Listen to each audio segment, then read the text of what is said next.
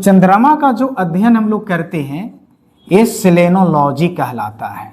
ये क्या कहलाता है? सेलेनोलॉजी, अर्थात पूर्ण चंद्रमा के बारे में जो हम लोग अध्ययन करते हैं उसके बारे में जो चर्चा करते हैं वो विषय क्या कहलाता है? सेलेनोलॉजी। ठीक है, तो चलिए हम लोग चर्चा करते हैं चंद्रमा का। तो चंद्रमा पृथ्वी का इकलौता उपग्रह है जो कैसा है? वो प्राकृतिक उपग्रह है। ठीक है, आर्टिफिशियल नहीं है, प्राकृतिक उपग्रह है। क्लियर है? इससे पहले आप पढ़े थे कि चंद्रमा की उत्पत्ति कैसे हुई है। ठीक है, हम उस पर चर्चा नहीं करेंगे, आगे हम चलेंगे। ठीक है, आइएगा। तो ये जो चंद्रमा जो है इसकी पृथ्वी और चंद्रमा के बीच की औसत दूरी देखा जाए तो औसत दूरी इसका है 3,84,400 किलोमीटर। ठीक है ना? कितना? 3,84,400 किलोमीटर। अब यहाँ पर औसत दूरी आ गई, बात अब समझने वाली है। इसका मतलब क्या?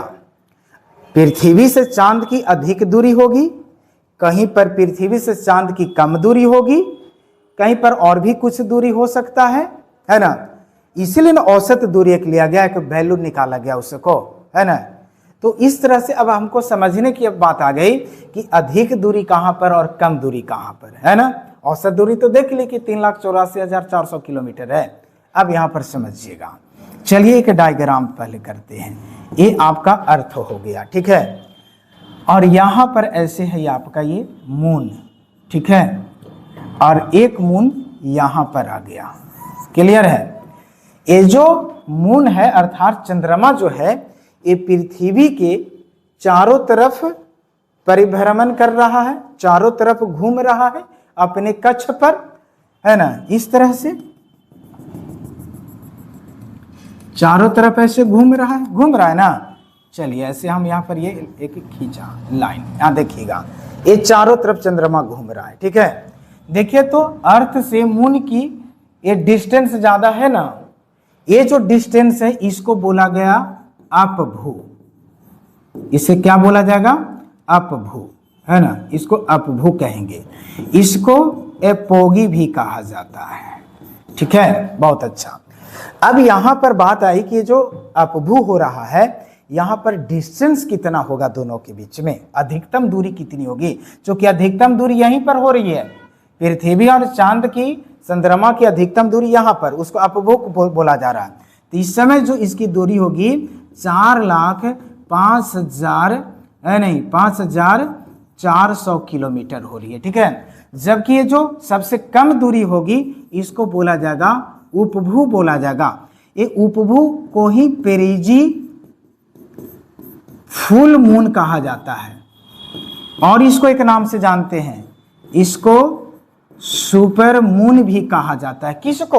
पृथ्वी से चांद की जो कम दूरी होगी यानी सबसे नजदीक वाली जो स्थिति होगी इसको उपभू, प्रेजी फुल मून या सुपर मून के भी नाम से जाना जाता है। एग्जाम में ये उपभू ना दे करके प्रेजी फुल मून और सुपर मून दे करके फंसाने का कार्य करता है, इसलिए ध्यान में रखनी बात है ना। अब यहाँ पर बात आई कि जब सबसे नजदीक है तो इस समय इसकी डिस्टेंस कितना होगा दोनों के बीच में, तो याद रखने की जरूरत है 3,62,600 किलोमीटर। क्लियर है? कितना? 3,62,600। अधिकतम दूरी कितना? 4,05,400। सबसे कम दूरी 3,62,600 और औसत दूरी कितना? 3,84,400। एक बीच का मान निकाला गया इसलिए औसत दूरी इसको रखा गया। ठीक है, अधिकतम दूरी, कम दूरी। अब यहाँ पर बात आई, ध्यान दीजिए। अब यहाँ पर बात आई कि ये जो पृथ्वी से चांद की जो सबसे नजदीकी स्थिति हो रही है इसको उपभू बोला गया और अधिकतम दूरी को अपभू बोला गया। याद कैसे रखें? तो याद रखने का बहुत अच्छा तरीका दे रहे हैं, है ना? अप मतलब ऊपर, बड़ा, उप मतलब छोटा। जैसे प्रधानाध्यापक बहुत बड़े स्तर पर माने ऊंचे स्तर पर है और उप प्रधानाध्यापक यानी प्रधानाध्यापक से नीचे है। वैसे ही अपभू यानी बड़ा, ऊंचा और उपभू यानी छोटा यानी कम दूरी। अप बड़ा, उप छोटा। चलिए अब आते हैं, ये जब पृथ्वी से चांद की सब नजदीकता होती है तो इसमें चांद 14% बड़ा दिखाई देता है। ध्यान दीजिएगा, कितना प्रतिशत बड़ा? 14% बड़ा दिखाई देता है। और बड़ा जब होगा यानी जब नजदीक होगा तो बड़ा दिखाई देगा, तो चमकीला भी तो कुछ ज्यादा होगा। हाँ, 30% अधिक चमकीला हो जाएगा। कब? उपभू में, अर्थात जब नजदीक होंगे तो ज्यादा चमकीला भी हो जाएंगे और ज्यादा बड़ा भी दिखाई देगा। नहीं दिखाई देगा, दूरी पर बढ़ने पर थोड़ा छोटा और उसका चमकीला कम होगा, लेकिन नजदीकी होगा तो बढ़ेगा। लेकिन कितना? तो 30%। ये क्या होगा? चमकीला, ठीक है ना। और बड़ा कितना दिखाएगा? 14%, समान स्थिति के तुलना में, ठीक है। अब ये बात कर रहे थे हम यहाँ पर कि ये जो चांद है, ये जो चांद है पृथ्वी के जो चारों तरफ चक्कर लगा रहा है भाई, ये किधर से चक्कर लगा रहा है? तो ये पश्चिम से पूरब चक्कर लगा रहा है, यानी वेस्ट टू ईस्ट चक्कर लगा रहा है। कौन? चंद्रमा।